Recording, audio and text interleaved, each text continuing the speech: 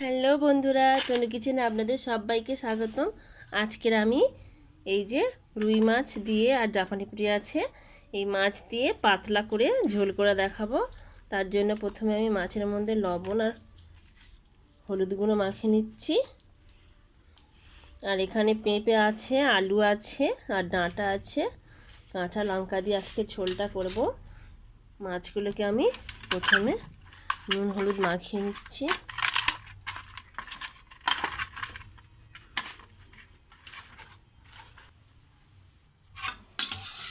কড়াইতে তেল দিয়ে গরম করে নিয়েছি, মাছগুলো ভেজে নেব।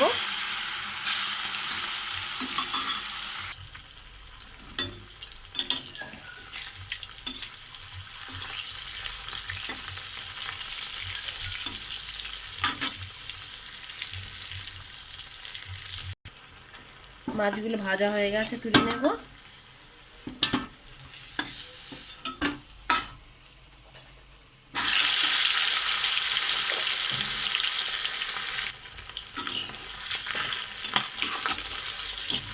এইভাবে সবকটি মাছ ভেজে নিচ্ছি।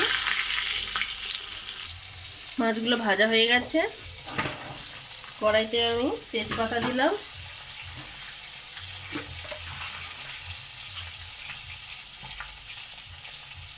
পাঁচ ফোড়ন দিচ্ছি, তেল দিয়ে দিলাম।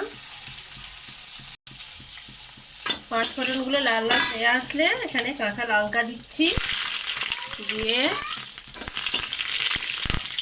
এবারে আমি এখানে আলু দিলাম আর পেঁপে আগে কষিয়ে নেব। ডাঁটাগুলো লাস্টে দেব।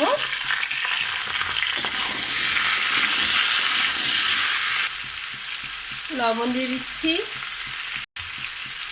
হলুদ গুঁড়ো দিচ্ছি, দিয়ে ভালো করে একটু কষিয়ে নেব।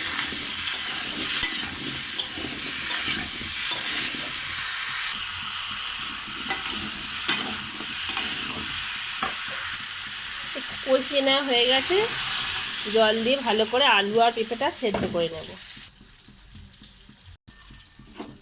ঝোলটা ততক্ষণ ফুটতে থাকুক। আমি এখানে কিছু মশলা নিয়েছি, যেটা আমি বেটে নেব শিলের মধ্যে। এখানে জিরে, ধনে, গোলমরিচ, শুকনো লঙ্কা আর আদা আছে।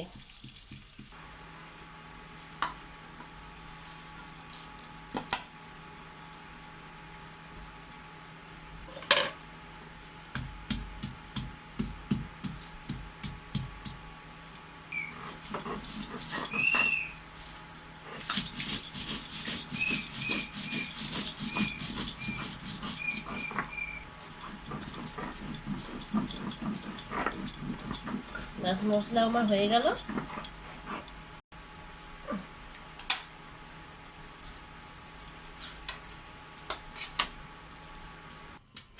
আলু আর পেঁপেগুলো আদা সেদ্ধ হয়ে আসলে আমি ডাঁটাগুলো ছেড়ে দেবো এর মধ্যে, দিয়ে আরও একটু ফুটিয়ে নেব।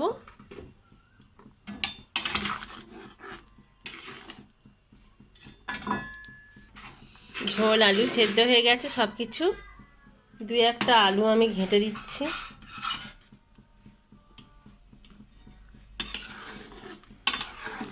আর এখানে যে মশলাটা আছে, আজকের আমি এই মশলাটা কাঁচাই দেব, ভেজে দেব না।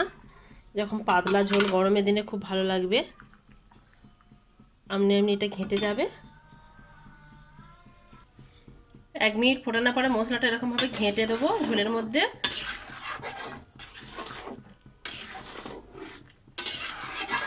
দিয়ে আরও 1 মিনিটের মতো ফুটিয়ে নেব।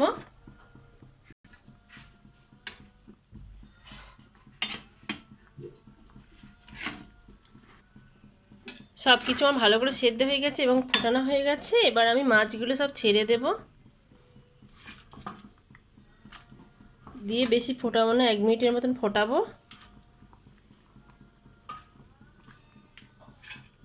এই গরমের দিনে এই পাতলা ঝোল খুব ভালো, পেট ঠান্ডা হবে আর রুগীদের পক্ষেও ভালো। বেশি ঝালও দিইনি আর তেলও দেওয়া হয়নি।